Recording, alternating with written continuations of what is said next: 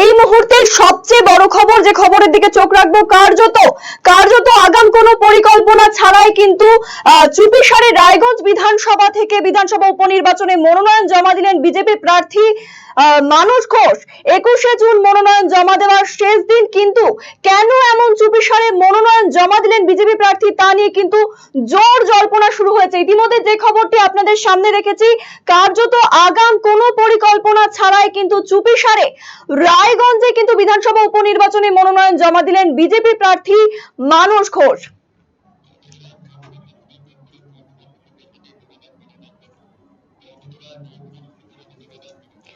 কর্ণজোড়ার মহকুমা শাসকের হাতে কিন্তু বিজেপি প্রার্থী মানস ঘোষ কিন্তু তার মনোনয়ন জমা দেন। আপনাদের সামনে একেবারে সেই ছবি দেখাচ্ছি, একেবারে চুপিসারে রায়গঞ্জ বিধানসভা উপনির্বাচনে কিন্তু মনোনয়ন জমা দিলেন বিজেপি প্রার্থী মানস ঘোষ।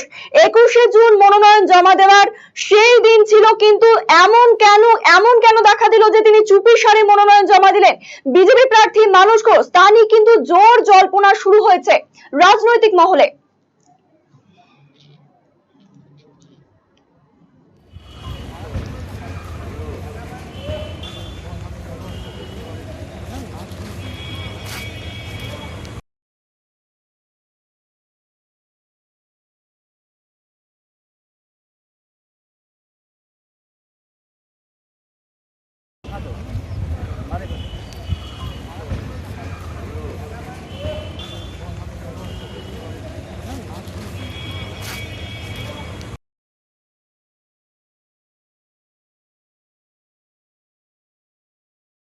রেখেছি একেবারে আপনারা সেই ছবি দেখতে পাচ্ছেন, চুপিসারে কিন্তু রায়গঞ্জ বিধানসভা উপনির্বাচনে মনোনয়ন জমা দিলেন বিজেপি প্রার্থী মানস ঘোষ।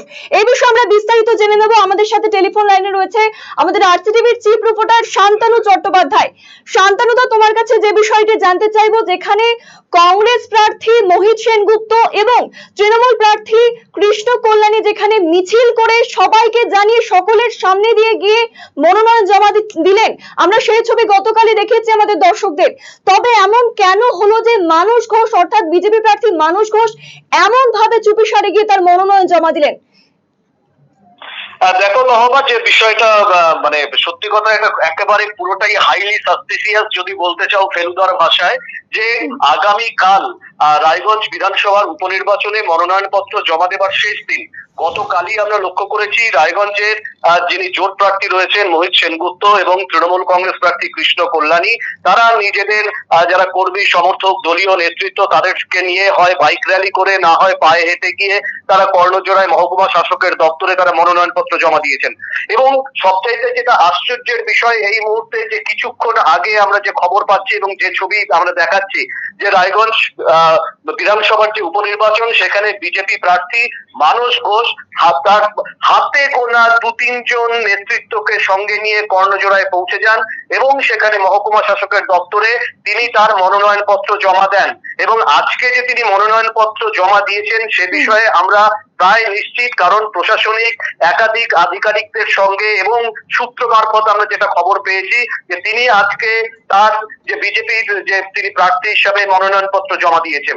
এখন এটাই আশ্চর্যের বিষয় যে যেখানে অন্যান্য দলের সমস্ত প্রার্থী মোহিত সেনগুপ্ত, কৃষ্ণ কল্যাণী তারা নিজেদের দলীয় কর্মী সমর্থকদের সঙ্গে নিয়ে মনোনয়ন পত্র জমা দিলেন, সেখানে কোন অজ্ঞাত কারণে বিজেপি প্রার্থীকে প্রায় গোপনে দলীয় কর্মী সমর্থকদের প্রায় একেবারে মানে বাইরে রেখে এবং মিডিয়াকে এড়িয়ে মানে একেবারে সংবাদ মাধ্যমকে এড়িয়ে গিয়ে তাকে এখানে মনোনয়ন পত্র জমা দিতে হলো।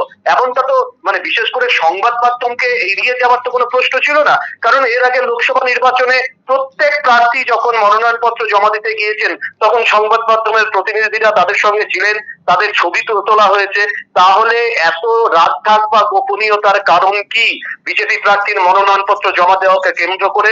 এটা নিয়ে কিন্তু গোটা মানে রায়গঞ্জ বিধানসভার যে রাজনৈতিক মহল, সেখানে রীতিমতো একটা আলোড়ন ছড়িয়ে পড়েছে। লহবা, একেবারে শান্তনু, তোমার কাছে যে বিষয়টি জানতে চাইবো, যে আমরা দর্শকদেরকে দেখিয়েছিলাম যে মানস ঘোষ বিজেপির যখন নাম ঘোষণা হলো মানস ঘোষের, তার কিছুক্ষণ 1 ঘন্টার মধ্যে কিন্তু জেলা সভাপতি বিজেপির বিজেপির বাসুদেব সরকার তিনি কিন্তু পদত্যাগের দাবি করেছিলেন।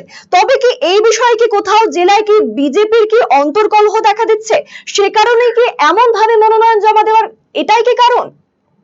দেখো, প্রাথমিকভাবে যেটুকু পরিলক্ষিত হচ্ছে তাতে রায়গঞ্জ বিধানসভার উপনির্বাচনে দলীয় গোষ্ঠীকন্দল বিজেপির মধ্যে প্রবলভাবে মাথাচাড়া দিয়েছে। কারণ যেদিন মানস বাবুকে টিকিট দেওয়া হলো বিজেপির প্রার্থী হিসাবে, সেই দিনই কিন্তু আমরা দেখলাম সংবাদ মাধ্যমে পোস্ট করে বাসুদেব সরকার জেলা সভাপতি তিনি রাজ্য সভাপতি সুকান্ত মজুমদারের কাছে দলের সভাপতি পদ থেকে ইস্তফা দেওয়ার জন্য আবেদন জানালেন এবং তার সাথে আরো দু একজন আধিকারিক তাদের যে সদস্য তারাও কিন্তু একই কাজে তারা ইস্তফা দেওয়ার আবেদন জানিয়েছেন। ফলত আমরা বিভিন্ন জায়গায় কথা বলেছি যে বিজেপির যারা প্রাচীনপন্থী নেতৃত্ব যারা রয়েছেন তারা চূড়ান্ত অখুশি মানসবাবু এই টিকিট পাওয়ার জন্য। তার ব্যাখ্যা হিসাবে তাদের বক্তব্য যে গত পঞ্চায়েত যে ভোট, সেই পঞ্চায়েত ভোটের সময় মানসবাবু এখানে বিজেপিতে যোগদান করেন। তার মাত্র 1 বছরের মধ্যে রায়গঞ্জ বিধানসভার মতো উপনির্বাচনের একটা গুরুত্বপূর্ণ লড়াইয়ে মানসবাবুকে দল টিকিট দেওয়ায় দলের যারা প্রাচীন যারা সদস্য যারা রয়েছেন, যারা দীর্ঘদিন ধরে বিজেপি করে আসছেন, তাদের মধ্যে একটা ক্ষোভের সঞ্চার হয় যে কেন এত অল্প সময়ের মধ্যে দল তাকে প্রার্থী। একেবারে শান্তনুদা, তোমার কাছে যে বিষয়টি এই সম্পূর্ণ ঘটনার পরিপ্রেক্ষিতে যে বিষয়টি উঠে আসছে যে এই ঘটনা কি অক্সিজেন যোগাবে তৃণমূল এবং কংগ্রেসকে? দেখো, অবশ্যই আজকে যে একেবারে রহস্যজনক পরিস্থিতিতে বিজেপি প্রার্থী মনোনয়ন জমা দিলেন, এমনটা তো হওয়ার কথা ছিল না। কারণ এই সিট বিজেপির পক্ষে অনুকূলের সিট। প্রায় 47,000 ভোটে কার্তিক পাল রায়গঞ্জ বিধানসভা কেন্দ্র থেকে নির্বাচিত হয়েছিলেন। তারপরে এই বিষয়ে এত রাজধাক বা গোপনীয়তা কেন? তাহলে কি এই রায়গঞ্জ বিধানসভায় বিজেপির মধ্যে যে অন্তর্কলহ চলছে, অন্তর্দ্বন্দ্ব চলছে, প্রার্থী নিয়ে যে একটা টানাপোড়েন চলছে, সেই জায়গায় এড়ানোর জন্য হঠাৎ করে, কারণ আরো সময় ছিল, কালকে সারাটা দিন সময় ছিল নমিনেশন সাবমিট করার জন্য, হঠাৎ করে দলীয় নেতৃত্বকে প্রায় অন্ধকারে রেখে আজকে কি কারণে এখানে মনোনয়নপত্র জমা দেওয়া হলো হাতে করে আমরা যেটু ছবি মারফত জানতে পারছি, দেখতে পাচ্ছি যে ছবি প্রকাশিত হয়েছে, সেখানে মানসবাবুর সঙ্গে দলের জেলা নেতা হিসাবে উপস্থিত আমরা দেখতে পাচ্ছি নিমাই কবিরাজ, তিনি উপস্থিত রয়েছেন। সূত্র মারফত আমরা জানতে পারছি কার্তিক চন্দ্র পাল তিনিও কর্ণজোড়ায় উপস্থিত ছিলেন।